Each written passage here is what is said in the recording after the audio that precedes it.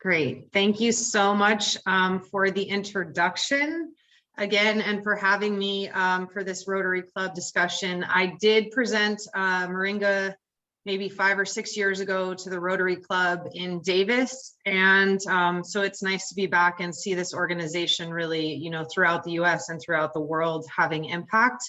I will focus my talk primarily on Moringa. If you're interested in how that's extending out to our food justice work, then I'm happy to elaborate on that. But I'm going to share my screen and just get right into kind of a summary of the Moringa work that we've done. That's okay.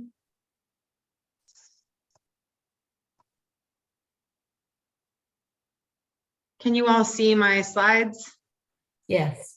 Okay, great. So yeah, kind of, you know, even talking about food justice and what that means, I would say throughout my career, I've traveled a lot throughout the world and seen, you know, issues of food security basically. And so, and being, you know, having the privilege of getting a PhD in natural products chemistry and seeing all these tools and really, you know, the plants as the tools themselves, Moringa has been one that we've really highlighted for social, environmental, and economic benefits. And that's really, you know, whether you're a university or an organization or a business, I think that's kind of a triple bottom line that we should all be aiming towards.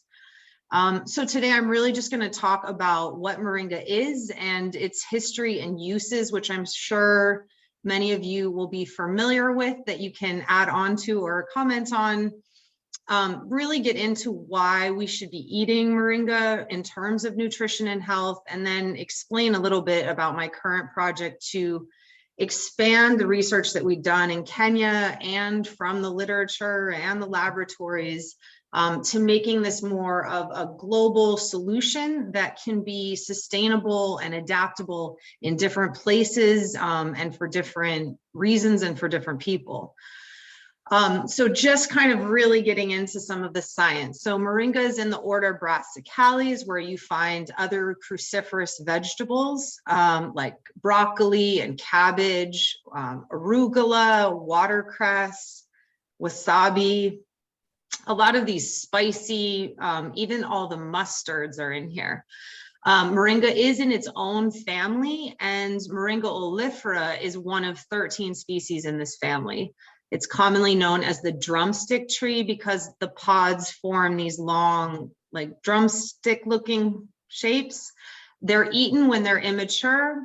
The leaves can be eaten, the flowers can be eaten, and the roots can be eaten. It grows really in semi-arid tropical and subtropical regions. And so when you look at the globe and you're looking at issues of food security and impacts of climate change, you'll see that Moringa is also available in those areas. It is drought tolerant, it's heat tolerant, and it grows rapidly. It's a bioaccumulator, so it'll pull nutrients from the soil. We're now kind of adapting. It was certainly easier to grow Moringa in Kenya and, you know, in that tropical, subtropical belt where you get nice rainfall a couple times a year, although that is also changing. But coming to more, you know, delicate temperatures in California and also microclimates within California. So how do we now learn to get Moringa through the winter? Is some of the challenges that we're, you know, kind of trying to work with local farmers here.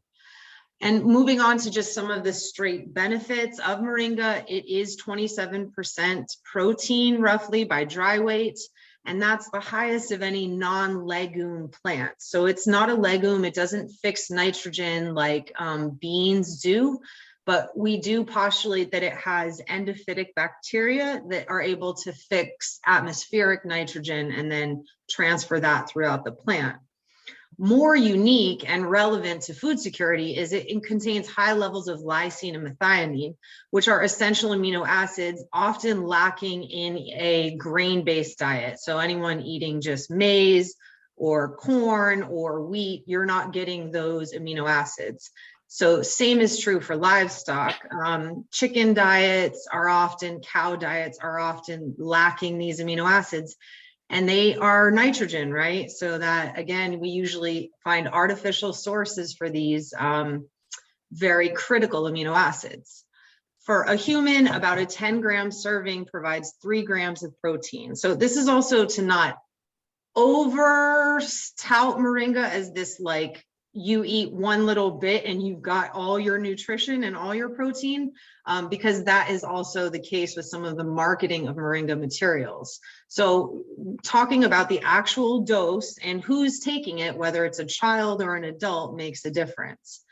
There have been some preliminary studies, none have been conducted in the US thus far, showing that malnourished children given about 10 grams will increase their weight and they will recover faster. However, there are, as I said, very few like well-conducted clinical studies. There is plenty of anecdotal evidence showing that moringa has this effect, but to really have impact and to get funding from federal sources, you have to speak their reductionist science, FDA-driven style studies, you know. Some more examples of this: school-age children consuming just 3 grams in like fortified snacks had improved markers for anemia, vitamin A, and folic acid levels. And then, you know, about 6 different studies have looked at breast milk in nursing mothers and their infants. And around this dose of, you know, 3 to 20 grams per day, there's been safety, like there haven't been adverse effects seen at these levels. We are currently conducting it's completed a study in Kisumu, Kenya, on nutrition, inflammation, breast milk quality and quantity. We're just looking for funding to analyze the data at this stage. So there needs to be more robust studies for nutritional impact. More just information, again, that we don't need to go through all of this, but just to highlight the differences between the fresh leaves and the dried leaves, but also to note that in that processing of fresh to dry, you will lose a lot of the phytochemicals potentially. Metals obviously stay around, like iron and zinc, but vitamin C is, you know, very delicate, and there's also a lot, you know, of phytochemicals in smaller amounts that could have benefits. So I think both consuming fresh and dried is good, and on-site production is what I'm seeing, in my opinion, as the best nutritional impact of this plant. Just looking at what is offered in a 10-gram serving for, you know, middle-aged women and children, you do see significant proportions of vitamin C, potentially, and vitamin A. So these make good cases when, you know, submitting proposals to the Bill and Melinda Gates Foundation, or people who are really looking at, you know, nutrient interventions. Again, comparing it just to spinach, one thing to highlight and a good way to explain why moringa is so nutrient dense is because it just has a lot less water. So per 100 grams, you know, most, even spinach, which we think of as really dense, is 91% water. You know, most vegetables are 90 to 96% water. So moringa has a lot less water in it. And that's why you get these much higher levels of some of the nutrients. Not to say that it's the highest of all of them and that it is the only superfood, right? It is one tool that's viable. And I challenge all of us to continue to grow that list of smart foods. So moringa is more in like a basket of you know, other crops as well. So moving on to kind of my real interest in my research outside of nutrition, I was introduced to moringa as a Peace Corps volunteer, and that's what they were using it for, nutritional interventions in undernourished kids. Later, when I kind of combined my interest in science and plants and medicine, we started looking at some of the traditional uses of moringa and then trying to validate those through scientific research. These are more specific potential health benefits that we were promoting through the grant in Kenya, and to really show that the underlying issue with a lot of these conditions is inflammation, and that affects a lot of all of our health. And moringa clearly has some anti-inflammatory effects. Our grant was using diabetes and metabolic syndrome as a model, and this had been research that was done before in small clinical studies showing that moringa had reduced fasting glucose levels, and in some small human studies as well, lowered cholesterol levels. Looking kind of reviewing of clinical studies at moringa leaf powder. Again, many of these don't actually quantitate or, describe what's in that powder. And so it's hard to compare and contrast studies or look at like a meta-analysis. We actually just published an article looking at supplementation of moringa. And, when you look at it, it's so hard to say what was it the same moringa used in one study or another, or even this study, for example, talks about 2 tablets per day. But when you look up this article, they don't tell you how much moringa is in that tablet. So it's so frustrating for me because I can't reference that study, in some ways. So my goal is also to make sure when these studies are done and people are implementing these things, they have really robust monitoring and evaluation so we can have further impact.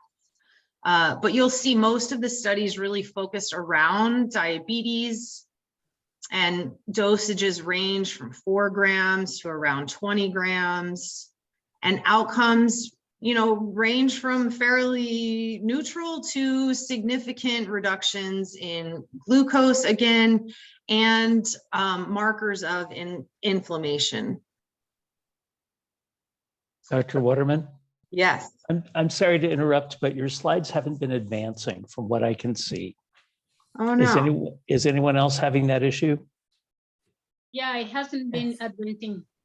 No way. Yes. Yeah. Sorry. Thank you. Okay, well, let's see. Hold on, let me stop and start again.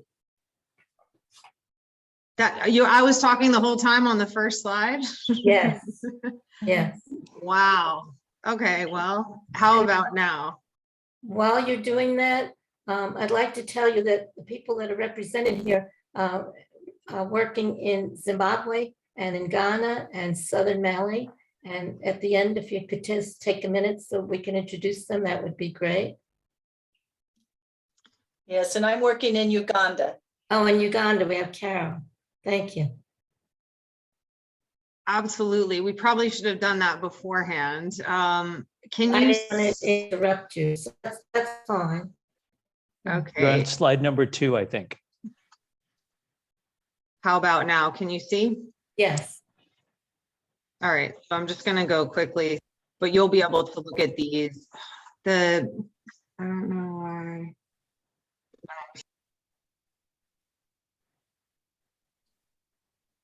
I apologize. For some reason, when I share my screen, it likes to kick me out of the meeting. We're going to try again. Okay. So some of the different temperate zones. Excellent. Thank you. But we're going to make sure I can keep going forward. And can you see the changing slides now? Yeah. Yes. Thank you. So you'll be able to go back and basically see what I was talking about, comparing the different nutrient contents, looking at traditional uses of moringa and the different conditions related to inflammation, summaries of clinical studies that have been done on diabetes and hyperlipidemia. And then this is kind of where I was, a summary of what's been done with moringa leaf powder and a real focus on type 2 diabetes. And then kind of moving into the explanation of this and what's underlying this is moringa does contain active phytochemicals. These compounds are present in a lot of different plants and provide us benefit by capturing free radicals, protecting us from UV damage, just as they do in the plants. So these are abundant in high concentrations of moringa. That was an initial interest in them in the plant, but more interesting and quite unique are the presence of these glucophenols. Dr. Waterman, we're having trouble with the video. Yeah, my sound was getting a little And- garbled. I don't know and how now it the was for anyone sound is- else. The sound also, yeah. It's like, yeah, sorry, I guess my Audio, yeah. internet is not as powerful as it should be, but let's see. Yeah, the video's good now, but it's just the audio. Yeah. Okay. How is it now? Better. Better. Okay. I don't know what to do, talk, or I could turn off maybe I can turn off my video. That might help actually, because you don't, 1 second. Let's do this.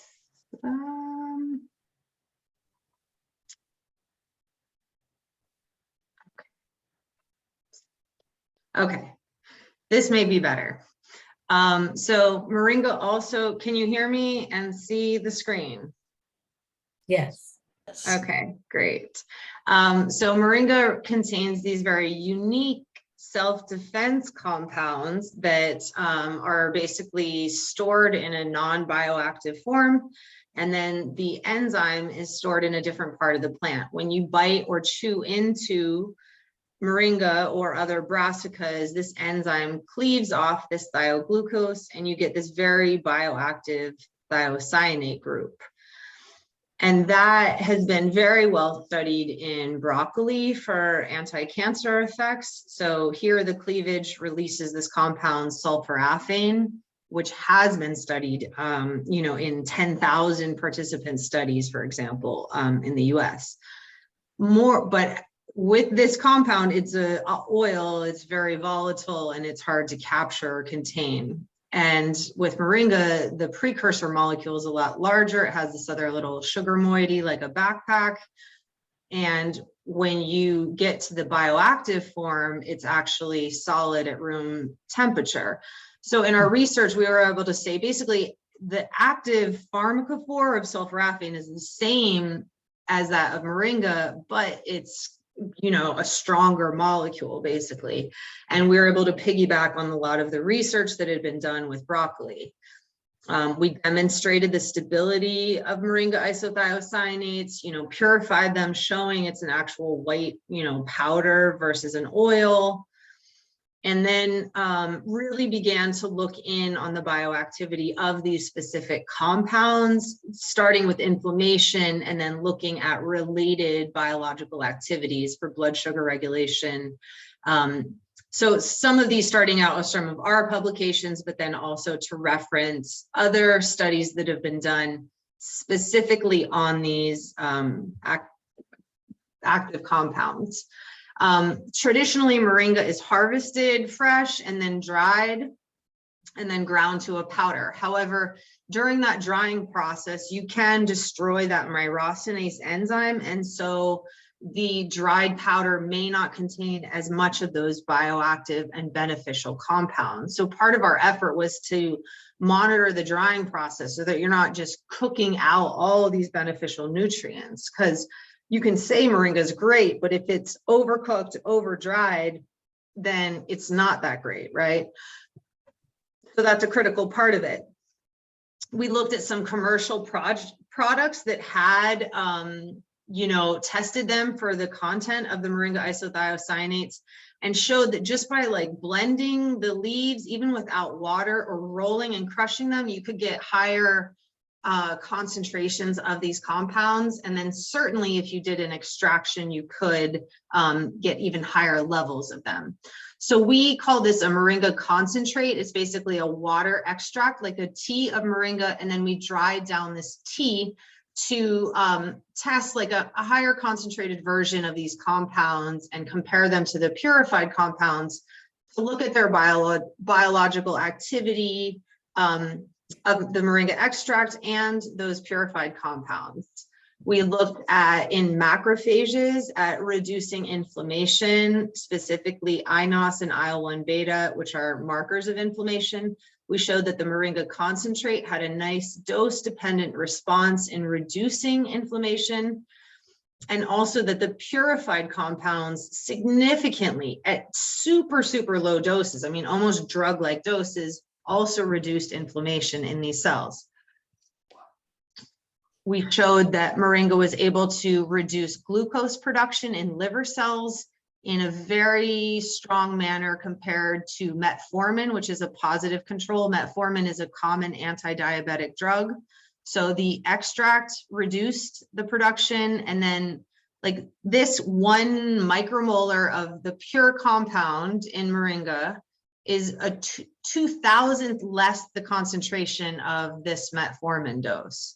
So you can really see that Moringa is having a strong effect. We also compared it to sulforaphane in this case from broccoli to show that the Moringa isothiocyanates are even more potent than sulforaphane from broccoli.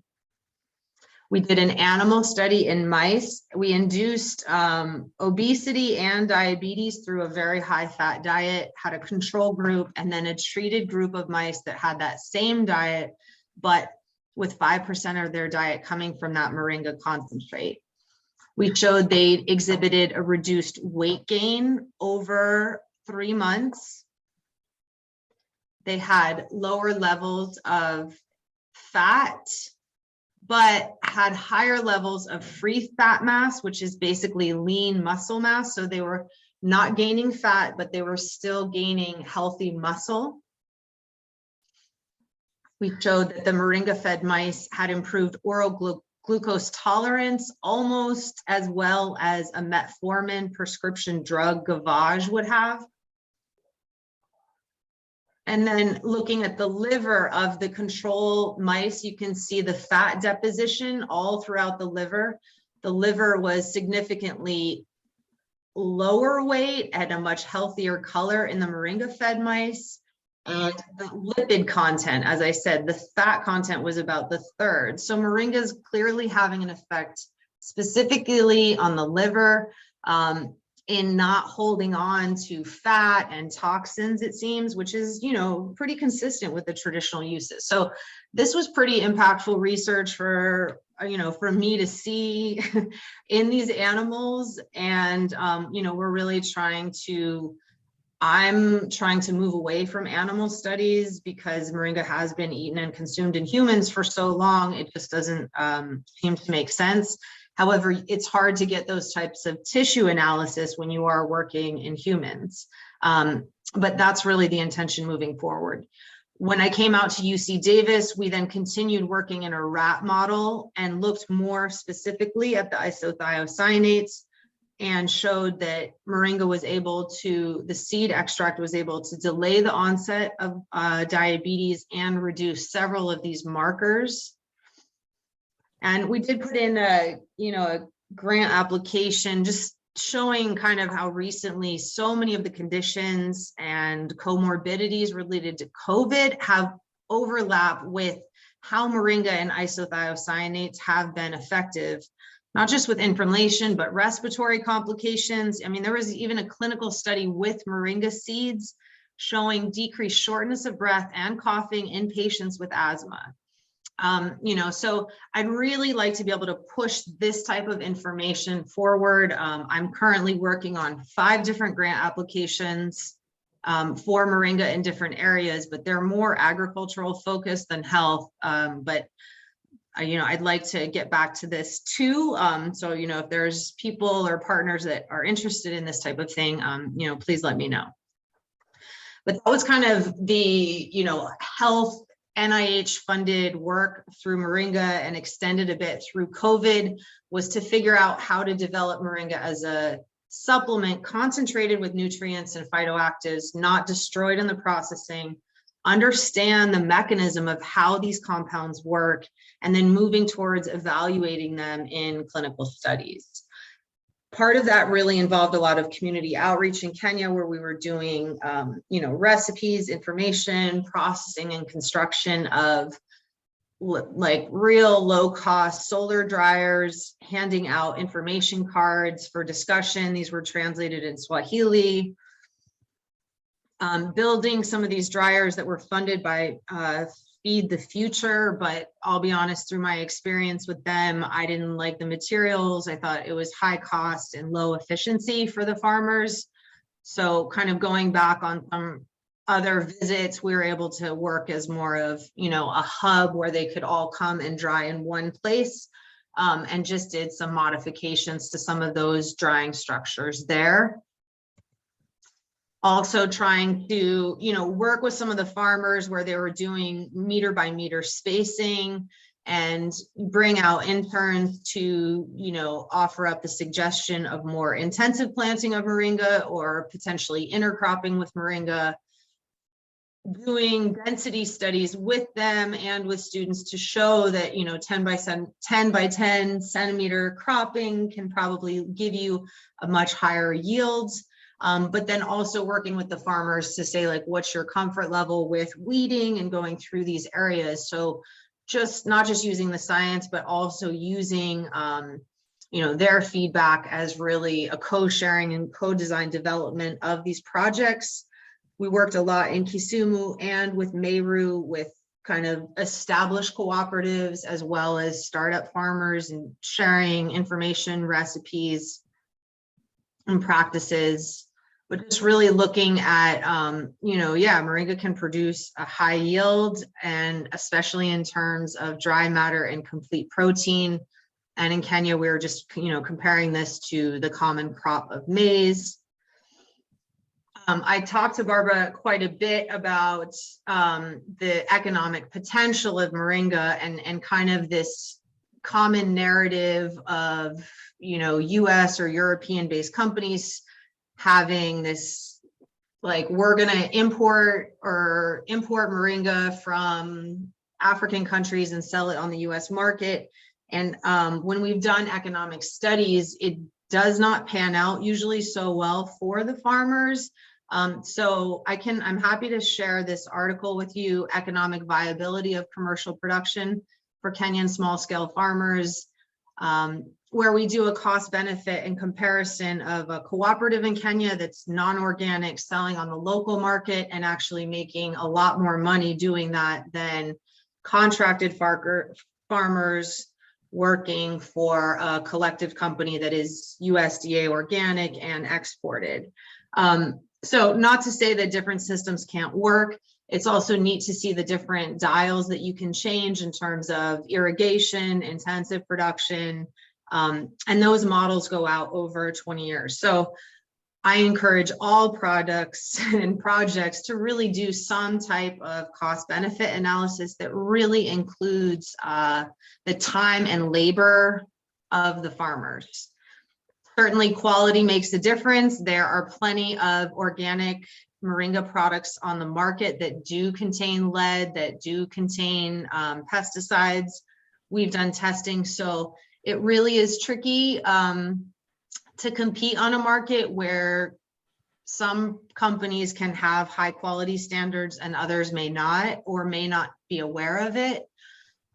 So that is, you know, complexity of moringa. As I said, it is a bioaccumulator. So if there is heavy metals in the soil or toxins, it will pull those up into the moringa. So it is absolutely critical that the soil that moringa is grown in is, you know, very, very clean and tested.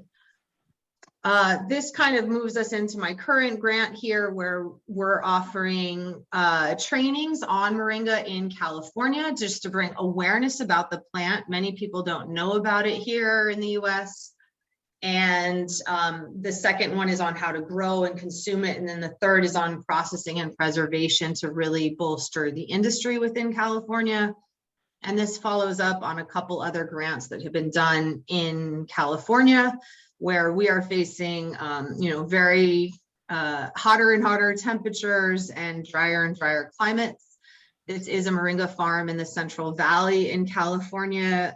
There's a large group of Hmong farmers there that have been growing moringa for a while and selling it at the local farmers market. She also has honey made from pollination of the moringa flowers. We're working at UC Davis with a lot of different communities on Moringa and small entrepreneurs that are interested in working with the sickle cell community in Oakland, and some of the Black farmers throughout the state. This is a demonstration site at UC Davis where we show, you know, growing it like a vegetable, and then also showing the tree form in the back with the pods, so that people can help to understand, you know, is this a plant or is it a tree? And then you can show them that it can really be both. And, you know, also really trying to move into a broader look at Moringa as a, you know, as a food for not just humans, but also animals and plants. And I think you're aware of some of the background on this.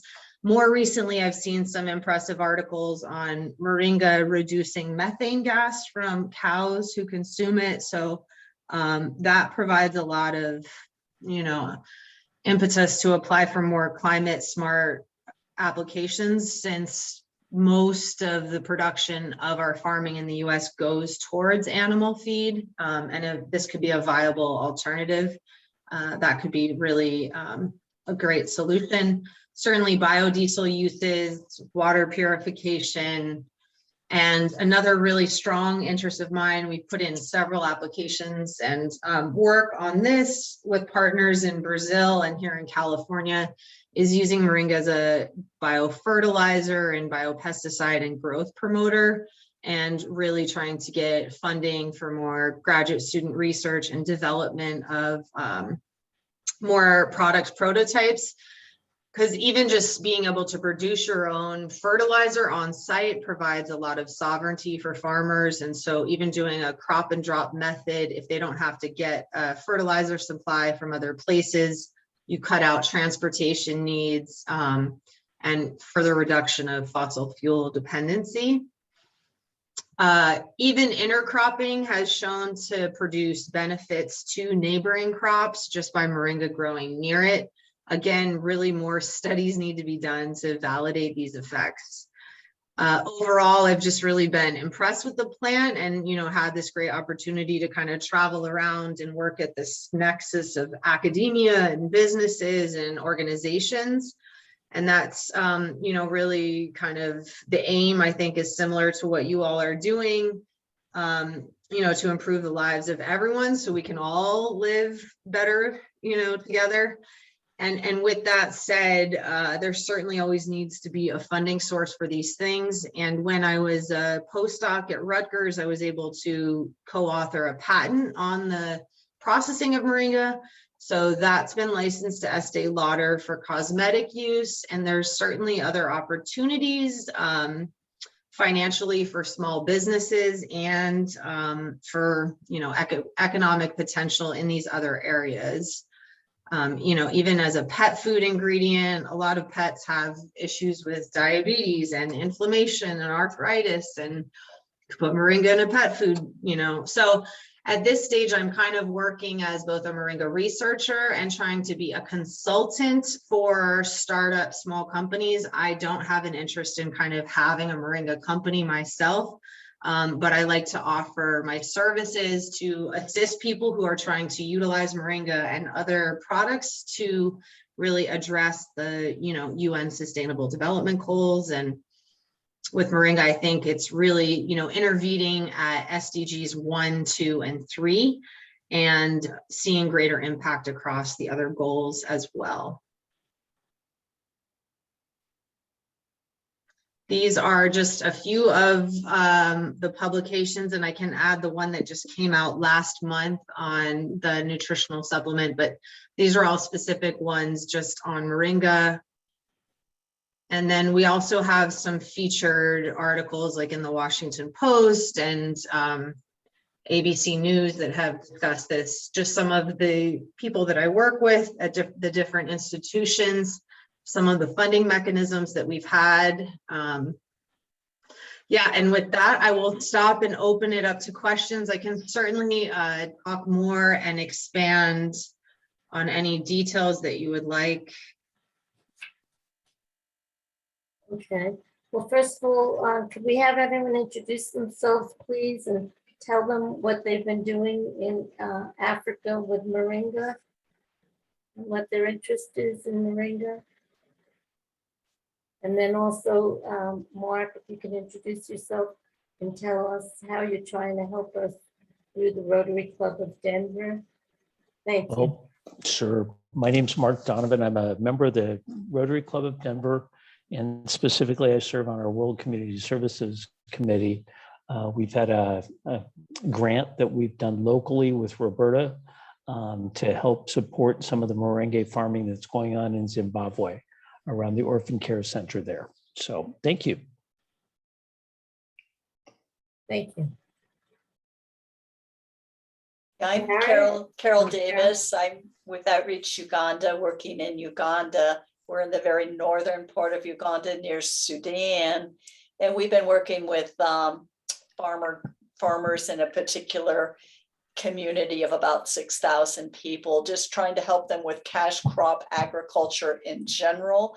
Right before COVID started, we did plant a couple acres of moringa plants. Our timing was bad in the sense that we thought we would be using it to use at our school, the community school, and school was then shut down. So we still have to implement that idea, but that was just a first attempt at it, knowing that we really don't have funding to expand it in a more organized fashion. We're hoping to get that, but we don't have that yet because we really do believe in moringa. Carol, can you tell them how long you're working in Uganda, please? We've been working in Uganda since 2007. And so we're interested in, can cash crop agriculture, or specifically even moringa, help us help communities, obviously help their farmers and their living, but can it help fund additional projects of theirs at their schools or help fund clinics in rural areas? How could it be used for those things in addition? Can you just tell them how many times you've gone back to Uganda over those Well, years? pre-COVID, I went back a couple times a year for about 4 or 5 weeks each time. And we have other board members that do the same. So we really believe in being on the ground, not that they need us, but it helps us talk to people and find out what they really need from us. Obviously what they need from us mostly is funding, but it helps us really see where the needs are, where the pressure points are, where the issues are, being there on site. We've just found that very invaluable. Great, thank you, Carol. Larry? Yes, I'm Larry Champon. I'm from Ghana. I've been trying to push this in Ghana for some time with my late brother, who used to be in Colorado. Since I visited Colorado almost about 8 years or so ago, but it hasn't taken off fully. Just recently, I sent Madam Barbara an email saying that now things are stabilizing a bit for me, and I want to come back onto the Moringa street and then hit the ground running and get something doing in Ghana. So I'm very happy that something is going on in Kenya, Zimbabwe, and all that. I would love to maybe pay a visit and see how it is done, and then I can come and implement it successfully in Ghana. Right, so you would like to go to Zimbabwe is what you told me, Larry? Yes, Yeah. either Zimbabwe, and now I'm also hearing about Kenya. So whichever one will be easier for me to go, I think that will be very good. Okay, so I will introduce you to Roberta and you'll see if you can work something out. I think you will do better in Zimbabwe for what you're looking for. There's definitely a lot going on in Ghana as well. I mean, Ghana is probably one of the best, and they've been producing it for a while, and I can also try and get you in touch with Cooley's contacts there. Yes. If you're interested, if it's less of a trip too. I would love that, Carrie, if there's a way that you can introduce us to the people at Cooley, because I think we can really help them. And I think we could really work together with them very nicely. Yes. Okay. Roberta? Yes, Barbara. Okay. I first learned about Moringa in 2006, And when we moved the site of the Orphan Care Center to its own property off of school property, we started an acreage of moringa and presently have about 12 acres under cultivation. It is totally fertilized by the compost from worms. I don't know particularly what you might like to know about it.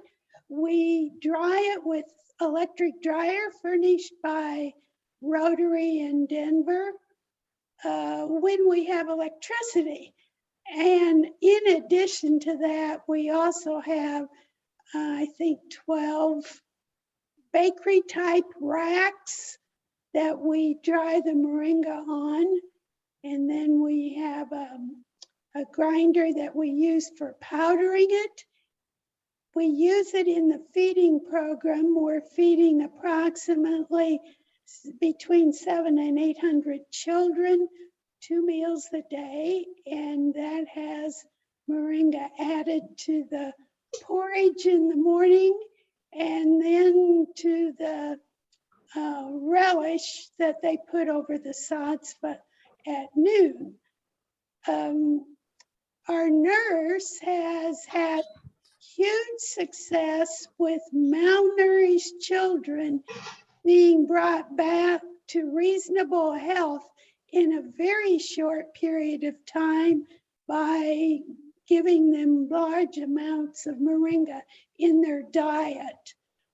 Children that could not even walk because of malnutrition were walking in a short length of time. I can answer questions. I don't want to bore you with our setup necessarily. Roberta, can you tell them about the chickens and the cows? The chickens, they're using a small amount of moringa in the poultry feed, but with poultry, you have to be very careful because the chickens will quit eating if there's too much moringa in the feed. They go to market faster. The meat is a different color, and the local community, some of which buy our chickens, say it tastes better. And the cows? We don't have a cow project, Barbara. No, then when you fed the cows, they produce more milk, you told me. Well, that's research I did. That's not anything we did. Okay. Okay, but you have seen that research. Yes, there is research that shows that cattle increase their milk production significantly, I might add, when they're fed moringa in their diet. Right. And at one point you had 66,000 plants. We have 12 acres right now. Yeah. I can't tell you how many plants. We have it planted about 60 centimeters apart in the row, and our rows are a meter apart, and we harvested at about waist to shoulder height. We cut it back. And did I mention that all the fertilizing is vermicompost? Right. That's very cool, the vermicomposting part too. Yeah. Excuse me? That's very cool, the vermicomposting part. That's unique as well, and probably keeps the moringa very healthy. We have a building where the liquid goes to a trough and then to a drum that's buried in the ground. And they dilute that, I think 1 to 20, but I'm not certain on that. It's been a while since I've been there. Yeah, it's like a composting tea, probably like a vermicompost tea. Yes, yes. And Roberta has been going to Zimbabwe for 25 years, at least once, sometimes twice a year. Yeah, and Roberta is the one who first told me about Moringa, and she started telling me how the orphans were getting better. And I was just fascinated by it. And that was 10 years ago, Dr. Waterman.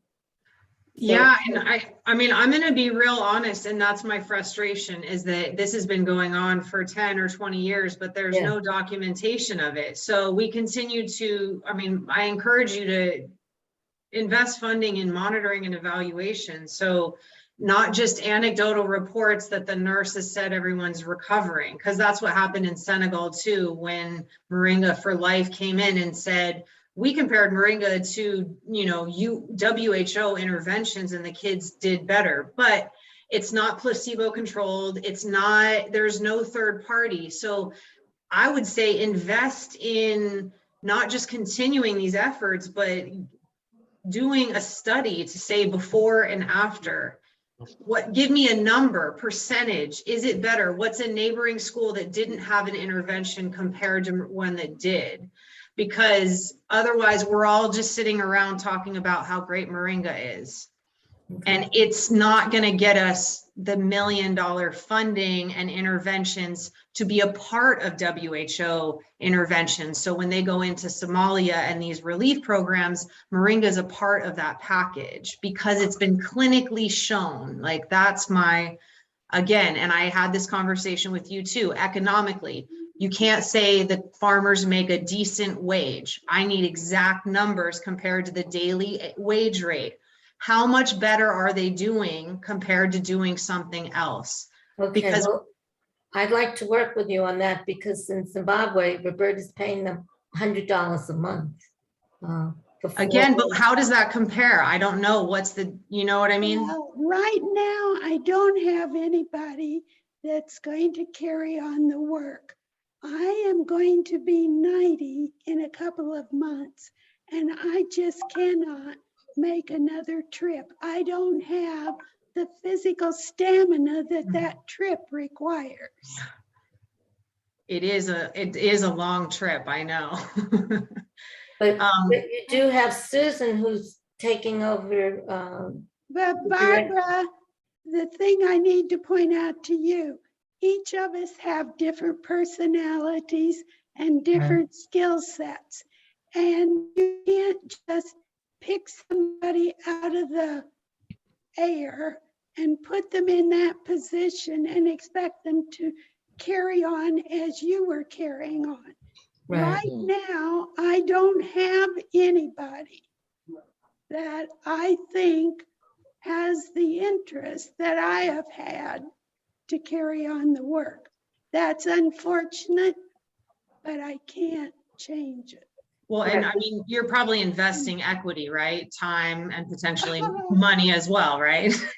A lot of money. But Susan will be going there though. Is she going there in July? She's going in mid-July if the COVID doesn't re-emerge and shut things down again. Right. But she'll only be there a couple of weeks. And Ralph and I spent 6 months almost every year there. And in 2001, we spent 9 months there. This is a different mission set up than most missions where there's someone from the Western world on site all the time. And we just weren't able to do that. It's amazing. There are many children that have survived that would not have had we not gone. Right. That's a beautiful thing. And that's amazing, you know, and I commend what you're doing. I've just met so many people where I wish I could tell the story with more numbers. Do you know what I'm saying? Well, To I'll try really and work show your with you. impact. I'll try I and work with you. understand what you're saying. It's just, I can't commit somebody else. They have to commit Mhm. themselves or it's not going to work. Correct. Yeah. You're And- not going to get accurate information.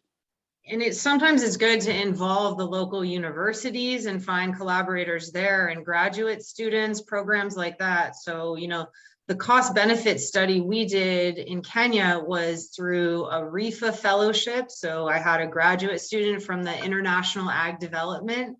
So he had a background in economics, came and spent 6 weeks, and that was part of his master's degree program. And then he went out with the farmers and did all these long interviews and looked at the other economic parameters in the area, and then was able to, that's not my expertise, but he was able to benefit, the farmers were able to benefit, and I was able to tell a more inclusive story of Moringa along the value chain. Not just that it has health benefits, but what's the, and those earlier parts. So there's probably enormous impact that you're having that is just under highlighted, I guess, because That's you're under exactly right. resourced. Right, and I'd like to connect you with people from Bandura University in Zimbabwe who have been working on the Moringa and working in Roberta's community too, to see if we can get some of that information published. Or what about like the University of Colorado in Denver? There's got to be global health people who have public health degrees who want to go there and do this type of work, I think. Well, and I'll talk to them at the University of Arkansas as well, as School of Agriculture, to see if they're interested. And I'm in Bentonville, Arkansas now. So we have corporate Tyson here too, and corporate Walmart. So there's a lot that we can do through foundations and grants. Yeah, and that's what I would encourage. I mean, you really want like I would say a university partner on both ends, and because you do need an IRB to get approval for a clinical study, but you can have real simple outcomes like measure the armband and stuff like that, and weight and height for infants. Those types of things can be really simple. You can do dried blood spots, which is just a prick, and you can measure hemoglobin and iron, low cost ways that can be transported, doesn't have to be stored on ice. You could do 100 kids, new orphans that come in, measure them 3 months later, simple pilot, maybe, I don't know, $50,000 to $100,000, and show that your program has these outcomes. I mean, I'm so excited because you're doing the work, right? That's way better than doing this been doing in mice and rats. Like, right, exactly. But you need the data to also support, I think, these programs. And for me to be able to leverage more funding, to help do that. I mean, I would love to go and help run a program like that. It's just that, it is that time constraint of where, bandwidth and resources. Right. Okay. All right. Well, thank you. I'd like to tell you one. Oh. I'd like to tell you one story. Our accountant's wife was expecting her first baby and was so sick, he thought she wasn't going to make it because she couldn't even keep water down. And this was early in our Moringa life. And so I suggested he pick some Moringa leaves and make some tea for her, which he did. And I said, have her just sip a teaspoonful at a time. If she can keep it down, then give her Moringa tea daily. And he did that.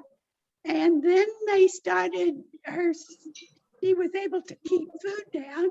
So then they started mixing it in their porridge daily. And the baby, when he was born, weighed 7.5 pounds, and they'd never seen a baby that big in that part of the world. I will work on this, Carrie, and get you the information. It needs to come out. Yeah, thank you very much, Roberta. Thank you. Now I'd like to introduce Fatu. She works in Southern Mali. Fatu? Hi, thank you. Thank you for the presentation. Thank you, everybody. Oh, Roberta, so great to see you. Nice to meet you, Larry, and good to see you, Carol. Thank you, Barbara, for organizing all of this. So what is are we combining questions and introductions, or are questions going to be open up later? Well, first, can you tell them what you're doing in Southern Mali? And then I want to see how Mark could work with us and try and do a global grant. Okay. So, you know, my mission has been food security in the entire Western Africa, Western African countries. And also during the, you know, through the food security, I have been working very hard to empower women and the community in general. So women, girls, the young graduates who don't have jobs, the entire community through the food security. So we have planted local grains successfully. And in 2018 and 2019, we planted a lot of moringa. And just like Dr. Waterman was saying, so you know, the moringa can be used for so many things. Traditionally in Africa, if you go to almost any house that I know in Mali, they have a moringa tree. So it's a part of their daily diet. And that's what I was telling a lot of the people. Actually, I'm speaking from my office in the co-working place. A lot of people made you know, an assumption that, you know, when COVID hit and the African people didn't die in mass because they were taking chloroquine. So I said, no, that's not the case. There are superfood in Africa that's a part of the diet. Moringa is just one of them. And we have tons of local people who have knowledge in thousands and thousands and thousands of trees, and that they just use as a part of the food. So it's been very, very helpful in helping people, in keeping a lot of people healthy, especially during the COVID time. So then using moringa with the additional knowledge that I had here in the United States, of course, there are some local people who have local knowledge of moringa and they love it. And I think documentation, like Dr. Waterman said, is a part of the problem. But some people do have a documentation on moringa. So, I mean, being able to use moringa for fertilizer, for feeding animals, and as a part of the nutrition is all something that we want to do. Excuse me. Okay. Excuse me. So that's definitely some of the things that we want to do, because we want to stay away from chemicals, which have been a lot of problems in Africa. You know, killing local fish, small rivers, contaminating the water sources. So anything we can do to stay away from chemicals is something that we want. So we are very big in Moringa, and it would be great to be able to have a consulting source. And what I would love mostly is not to really exclude the local knowledge, not to exclude the local universities, and to the contrary, to involve local universities so that they can collaborate with the university here in the United States. And any kind of research should include the local people, so that it's not information shifted to the local people, so they have an input in whatever the solution is being created there too. Another thing too that I wanted to say about the moringa that Roberta was concerned about. Roberta, I think collaboration is really one of the things that I would love to work on with you. I've been talking to Albert, but I've been very busy here in the US trying to do some of the other things. And funding has been one of the issues for me too, because I've been actually funding out of my pocket to do all of the everything that I've been doing. I've been mostly funding it out of my pocket or trying to create income generation activities and to fund the product, whether it's agriculture or whether it's a funding education training, whatever it is, I've been funding it out of my pocket. But then if there is a funding, then that would free up my time to actually be on the ground more. And I would love to be able to collaborate with Albert, on the ground. And so also share that knowledge throughout West Africa, so there can be some sort of a regional collaboration. So I think with the regional collaboration, we can solve a lot of the problems, because a lot of the problems are the same. So Tell them how many acres you have, Fatu. so we've been working with about 13 acres. So we're about to just complete, if not this week, but before the end of April, we'll be acquiring 25 more acres. And it is really, really important now to be able to support this work, because, well, with everything that's going on, food security, global warming, we have being able to have the resources locally is very important for sustainability, for any other thing that we want to do. Any kind of access, whether it's access to energy, access to water, access to the market, access to education. So all of it will be enhanced more if the local access is supported. Fatu, can you just tell them one more thing? Tell them what countries you're working with in West Africa.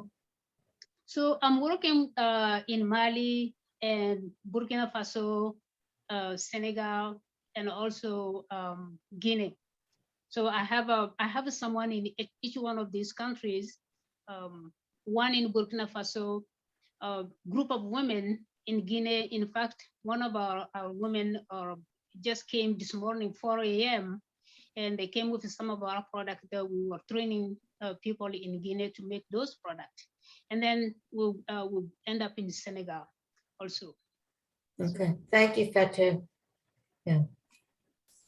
So Dr. Waterman, you can see through this coalition that a lot can be done in Africa. Is Dr. Waterman still on? Yeah, I'm here. Yeah. Yeah, thank Yeah. you all so much. It's a pleasure to meet you, and it's great to hear about your different efforts. I have a couple comments. One for Carol in Uganda. Do you know the company Alumalum? Aluminum, no. Yeah, there's I can give you their contact there. It's run by a man named Anthony Ankara. And Okay. I did a farmer to farmer project with him through Catholic Relief Services and USAID. And they have a really cool like farmer forestry project. They supply moringa oil to the cosmetic company Lush in the US. Oh, wow. Do So you know where they're located? I was just looking at the map of northern Uganda. I'm forgetting the actual town. But I have his WhatsApp and I can. Okay. It was like a 6-hour drive north of Kampala, pretty much. Okay, it may be close to us. We're 12 hours north of Kampala, so we may go That's by why I was them. like, it might be here there. I don't know. That was a couple years ago, but that would be a really great contact. And then I think for all of you, there is, if you're not aware, there's a lot of Moringa networks on Facebook. There's definitely Moringa production in all of these countries going on, and maybe more industrialized, or maybe have partners that you could sell or source to, I think. So there's like an Africa Moringa group. There was a international conference in South Africa a couple years ago, and that's worth looking at, even the program and the different names. There is a gentleman from Brazil who runs like a fairly large WhatsApp group that's a huge network of growers too, but almost each country, I would say like Kenya, Ghana, they all have, Mali, I think as well, all have these like Moringa hubs. So if you're not already connected with those, I would suggest doing that just because it's always good to know kind of the landscape of what's out there, I think. And you know what other companies or what other people are growing moringa, so you can network. I know Uganda has some other farms that are supplying to Kuli Kuli already. So I think a lot of times what they're doing is certifying a centralized farm and then maybe can integrate other farms or something like that. So I know Kuli Kuli is interested in expanding their supply from the African continent and then hoping to kind of have this central place in Germany, I think, to standardize it, make sure it's all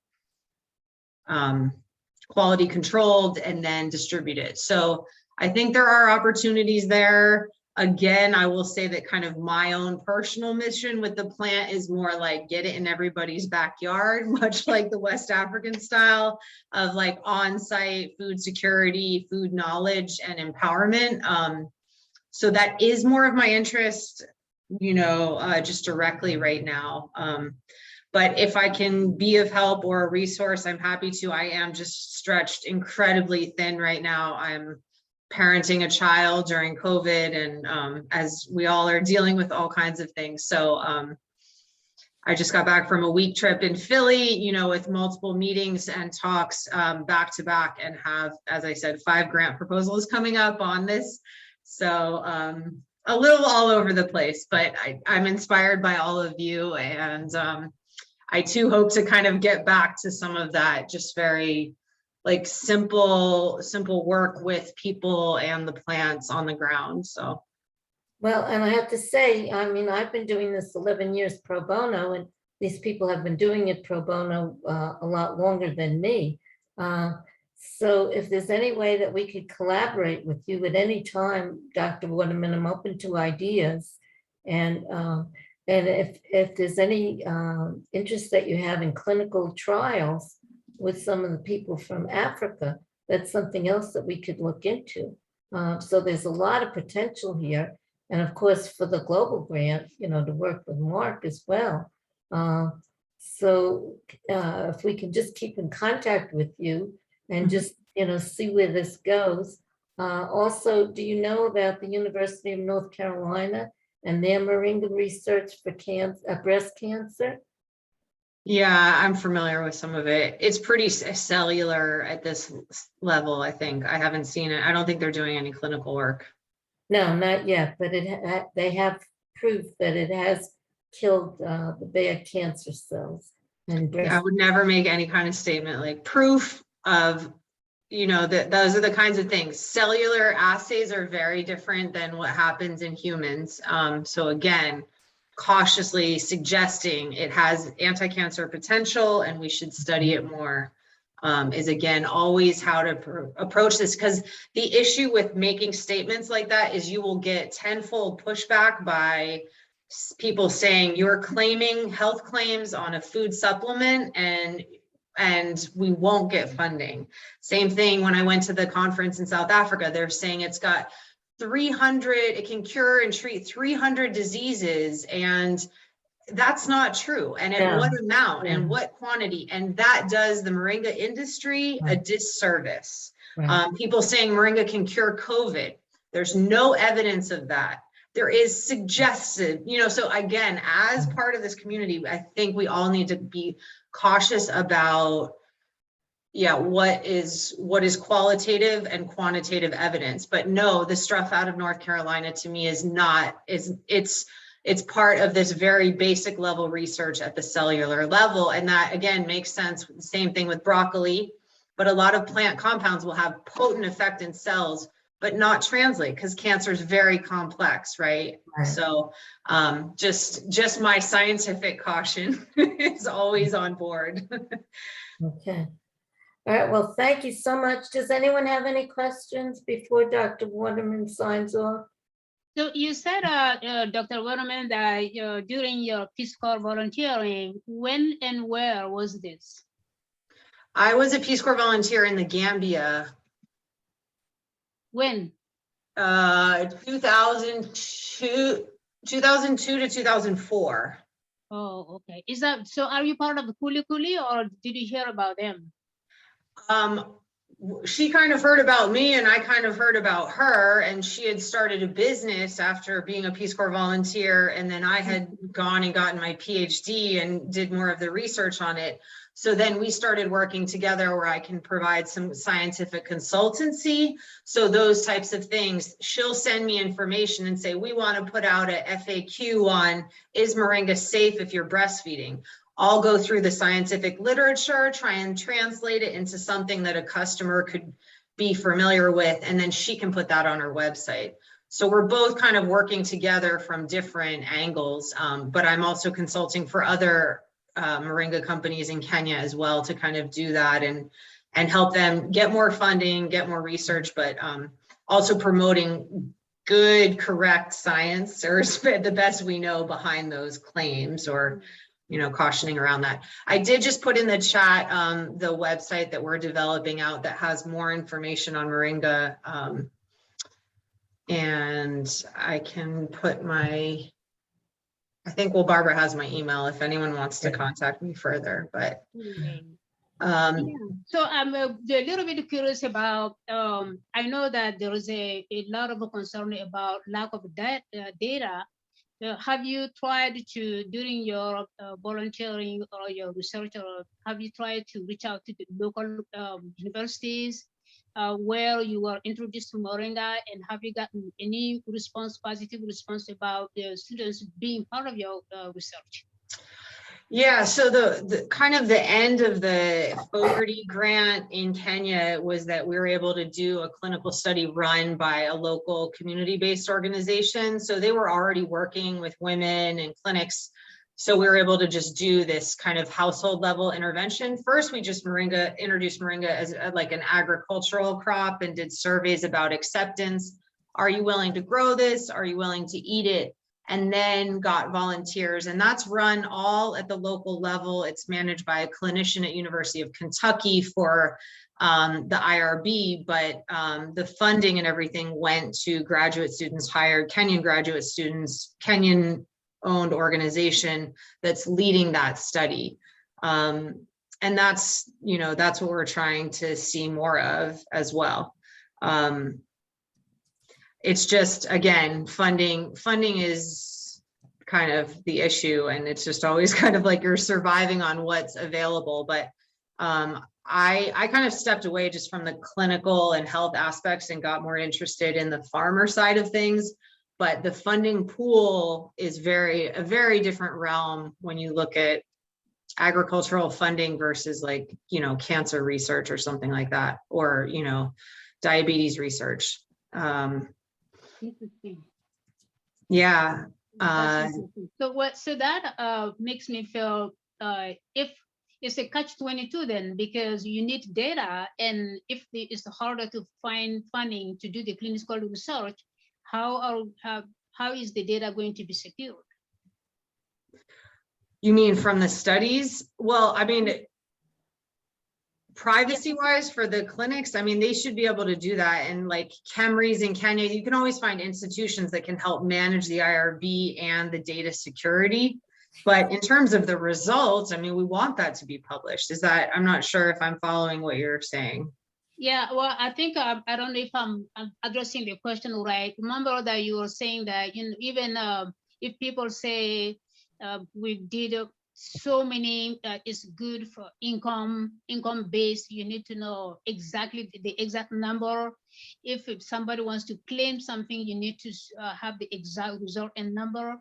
So in order to have that, don't you need to have a local basic clinical research?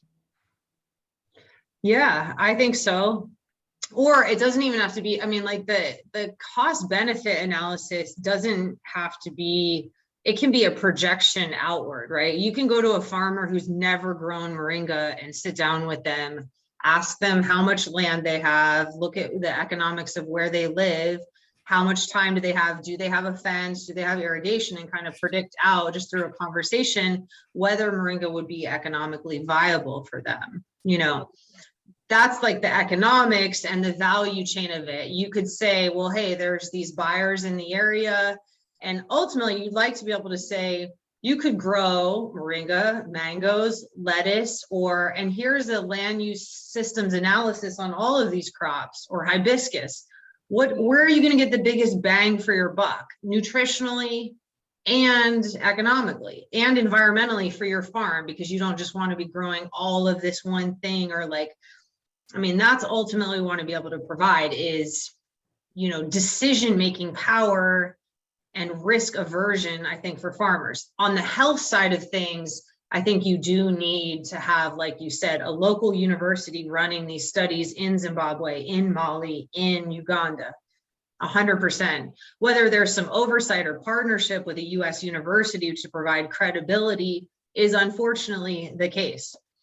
I mean, I'm not gonna, you know, the foundations of science come back through Germany and the US now, where a scientific publication out of Nigeria doesn't, you know, I'll be straight up, it doesn't hold the same type of merit sometimes at these US institutions or federal and global funding agencies.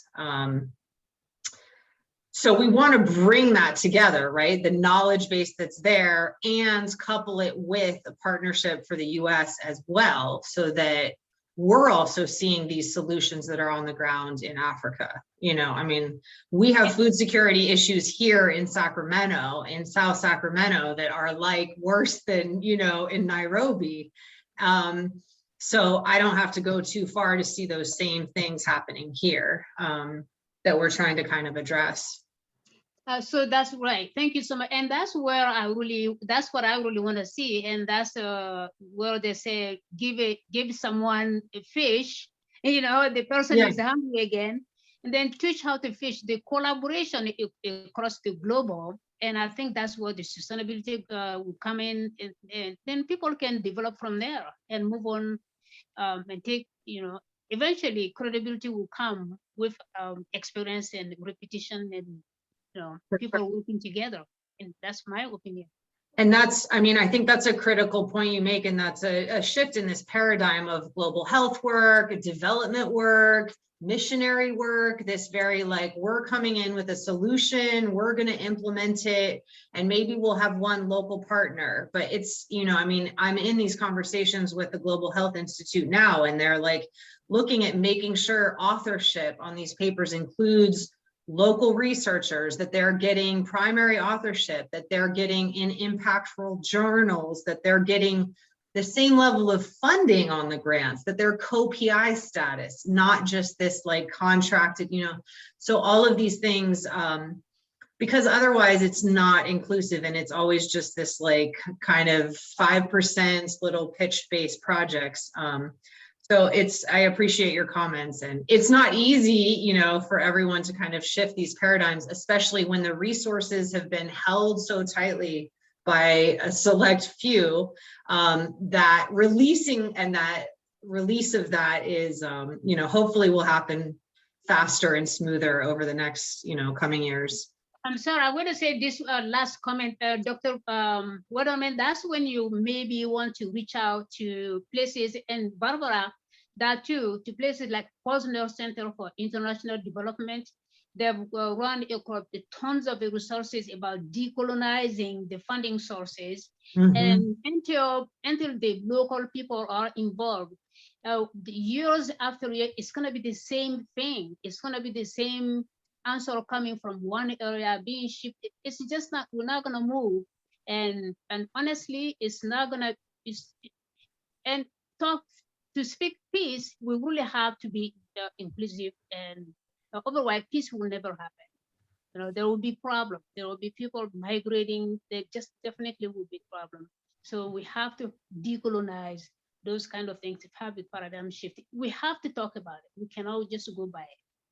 Thank you, Fatu. Mark, do you have any questions? No? Okay. All right. One last thing, Dr. Waterman, have you ever received any funding from USADF?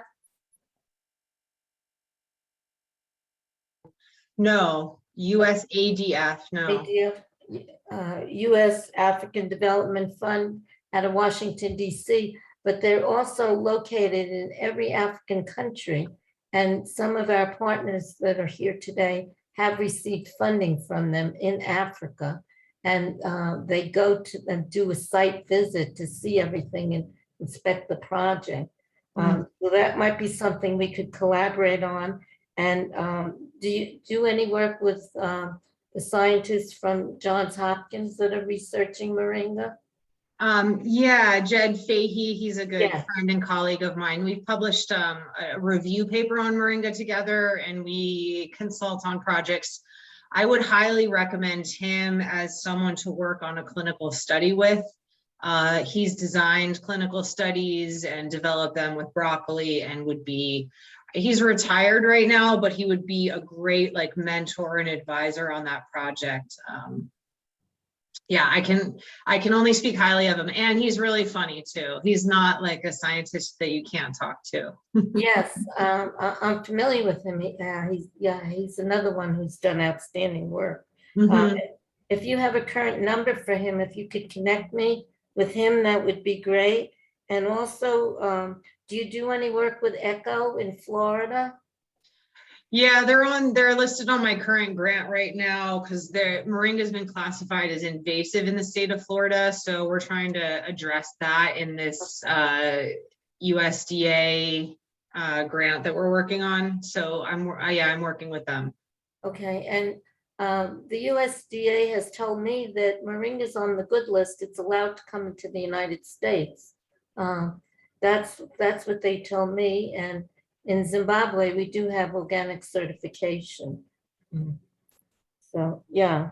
Okay, the last thing is if you could introduce me to Lisa Curtis.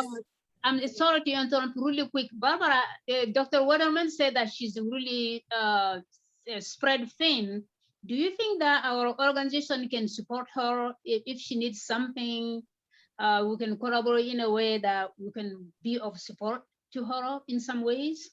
Well, that's what I'm looking at for collaboration, and that would be a win-win for everybody. That would be the best. So I'll try and come up with something.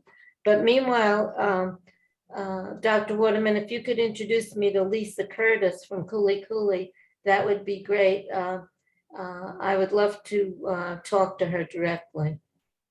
Yeah, absolutely. I'm happy to. I would just say that like it's good if you can include a specific project or a specific ask when we reach out to them. Otherwise, it's just she gets solicitations all the time from people working in Africa working on moringa. I'm going to put it that way.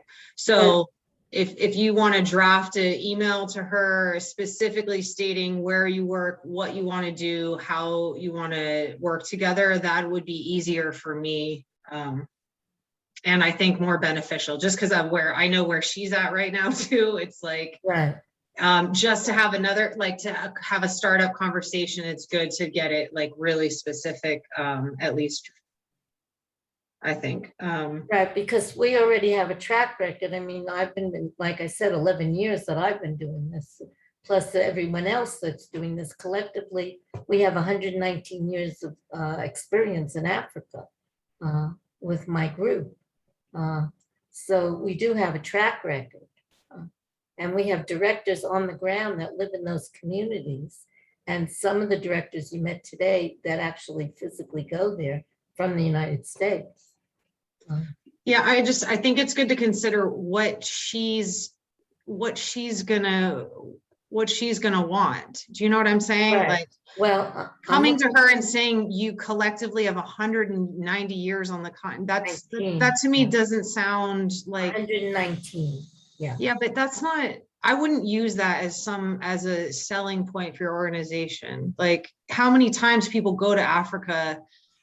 Do you see what I'm saying? She's looking for partners to feed into her supply chain. So how long you've been there, it doesn't matter. But we have directors on the ground that live here. I know. I'm just saying again, to make yourself more compelling to these types of people, that's not, I would say, how much acreage, how many farmers, it's certified organic. we're looking to be, what are you trying to do with her? Are you trying to be a supplier?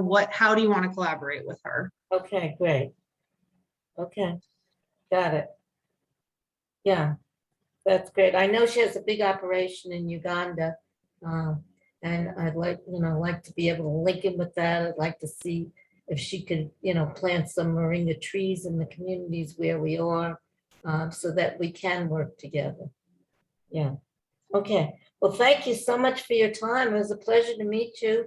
And please keep in touch with us. Likewise, thank you all so Yeah. much. I appreciate it. And I will, I'll send out the recording as well. Okay. Thank you Thank so you. much. Appreciate Thank you your so time. much. Thank you so much for your help. We Thank appreciate you your all. presentation. Thank you, Dr. Waterman. Thank you. Bye-bye. Thank you. Thank you. Bye-bye. Bye-bye.